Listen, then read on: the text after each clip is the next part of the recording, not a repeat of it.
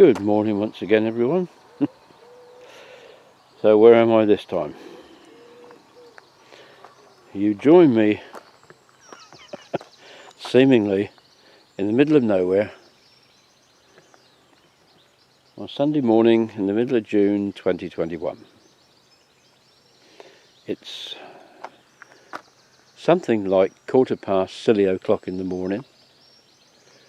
Not as cold as I thought it would be. The humidity is beginning to rise a bit, and the country is in a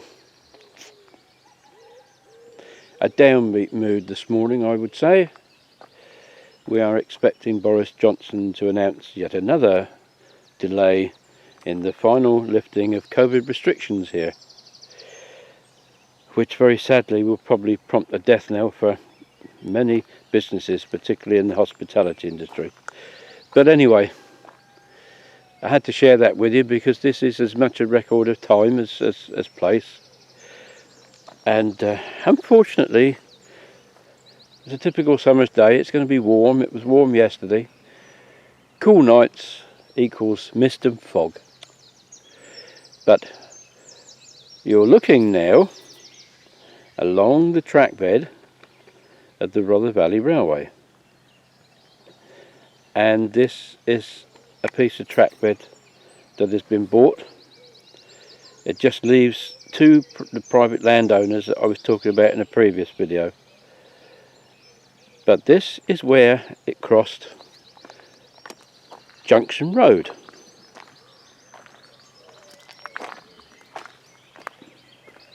And there is track laid. I'm crossing the road here. Oh, this is a good one. A reproduction of one of the early signposts. Colonel Holman Fred Stevens, known as Holly to his friends, man who was responsible for the building of the Kent and East Sussex Railway, which opened in 1900. And was the first railway built under the auspices of the 1896 Light Railway Act. And coming from the direction of my station at Bodiam, this is as far as the track comes, and this section is open, or should I say, owned by the Rother Valley Railway and joins onto ours just short of the station. And that will, hopefully, the Transport and Works order is granted, come across here on a level crossing and head over there towards Robertsbridge. But anyway, that hasn't really got much to do with my search for the bridges over the three rivers of Rye, has it? So let's get on and look for the next one. The Junction Road here was an old turnpike road on the way from Walkhurst to Hastings. And that's about all that can be said for it. Nothing much here except for farmland. The railway came across here, as I say, 1900 it was built, and there was a small halt, I'll show you in a minute roughly where it was, that served a private tenant.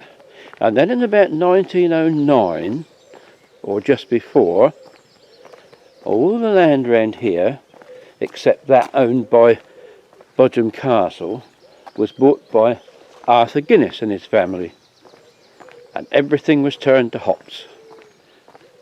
Hop gardens as part of the big hop farms all over the place. And here we are, an iron construction for this bridge, and here's the River Rother, and I'm very pleased to say there is a flow, a very slow one, but there is a flow. And it is very pleasing to see that it's actually beginning to look like a river. I really don't know what they're doing to it up Robertsbridge way, but there you have it.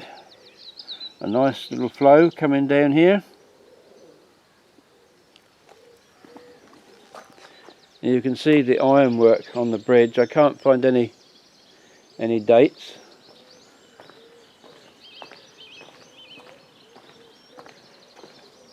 But here we are on the other side, and I see they've been doing a bit of clearance on Bodiam Farm there. Must have had a problem with overhanging trees or something. But very pleased to see the river is flowing. What a shame we would have liked to have shown you a lovely sunrise, but I don't think it's going to happen. I'll have to show you some lovely wildflowers instead, so we'll just zoom in on what's down there. Yeah. Aren't they lovely? Look at that. And would you believe, yet another car.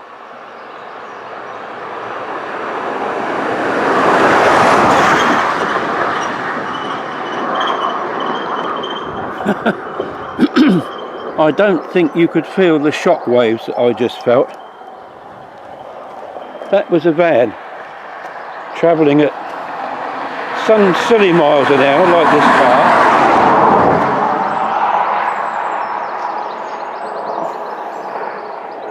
Do you know, there are times when I think that I've been taught to drive wrong, because I always thought that 60 miles an hour was the maximum you were allowed to drive along here. Most people seem to think it's the minimum. And I'm just trying to look a bit further along the river. There's some lovely overhanging trees there.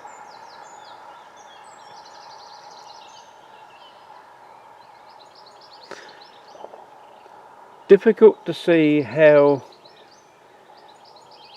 this river was really navigable much up here, but they do say certain boats used to be able to get as far as Roberts Bridge, but then that's probably going back to Saxon times, so things have changed a lot since then. And when you look at the riverbanks here, again, as it's further up, it almost looks as though they've been sculpted. But anyway, that's the River Rother at Junction Road in the middle of nowhere.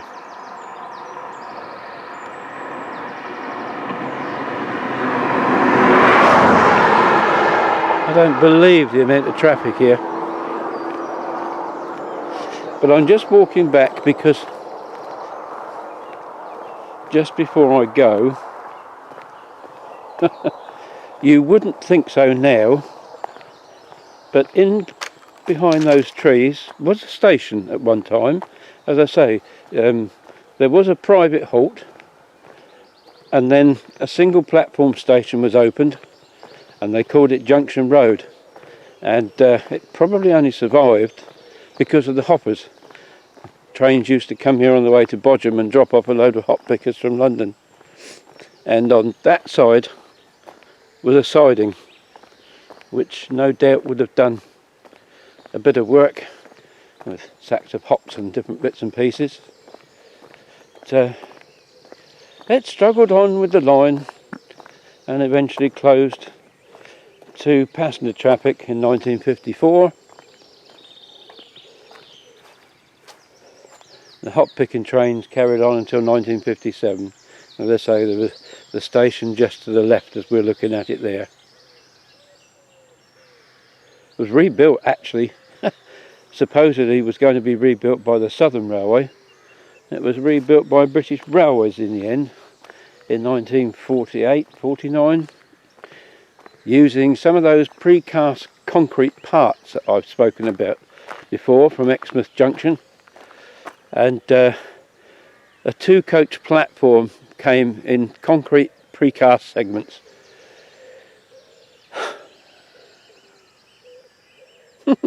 I've said quite a lot in the end, haven't I? But anyway, that's Junction Road, and you can see how remote it would have been from everywhere else. As we look round, some of these trees, well, these trees here definitely weren't here when the line was open. And there are no plans to reopen Junction Road Halt, or even Salehurst Halt for that matter. And as a cockerel crows in the distance, we'll close out from Junction Road and move on to my next port of call, as it were. Well, can't really visit Bodiam without having a visit to its church, and this lovely little gateway here. This is the Church of St Giles, Bodiam, and it's a wonderful looking church here. It dates back to the 12th century, although renovations and alterations over the years, there would appear to be not really very much of the original left now. But once again we have a wonderful selection of old gravestones here, and I'm looking at a very interesting set. Oh, whether I really dare. I don't want to upset anybody by walking over their grave, but this set here, I can't see any writing on them. They're very similar to graves that I saw over in the church at Brightlin, and I'm wondering if they're smugglers' graves. Look at that. Look at the design of the tower there. See that? Oh, octagonal? Octagonal, whatever, at the top there. That is an unusual design. More like a castle tower than a church tower. And I'm not going to go any further on here. The grass is soaking wet. I've only got sandals on. I'm just looking at this tree. Look at that. Tree, bush. I don't really get close enough to focus in on the actual flowers, but that's rather nice. And the graves go way back over there. See, this is history. This is history because every single one of those graves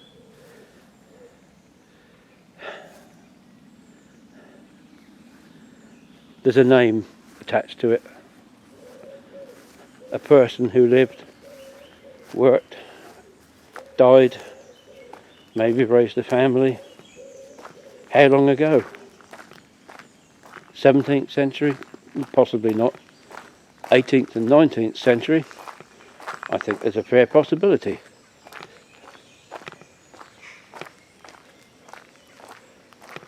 These two appear to be a bit more recent.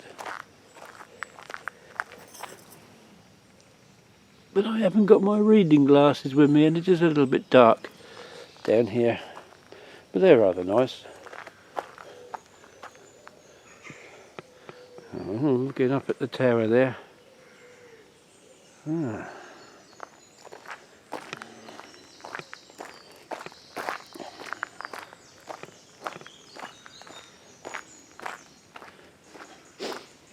Lovely.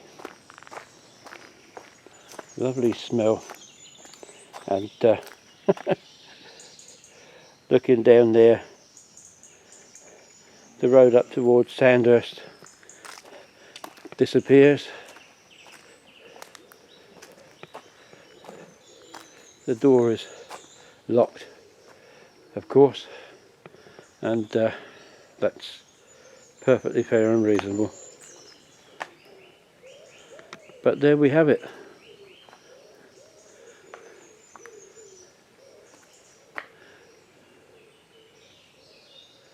There is none other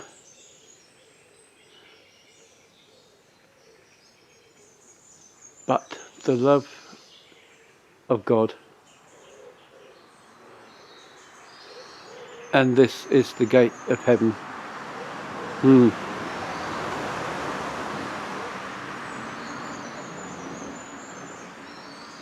Lovely words.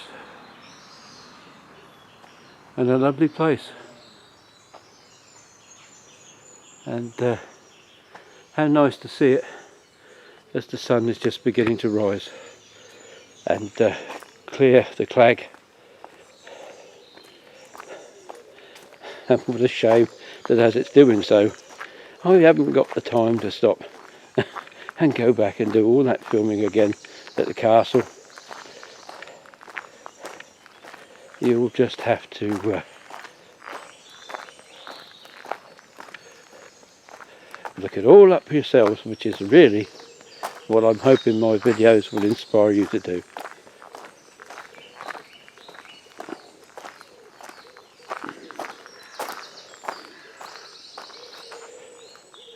But look at that.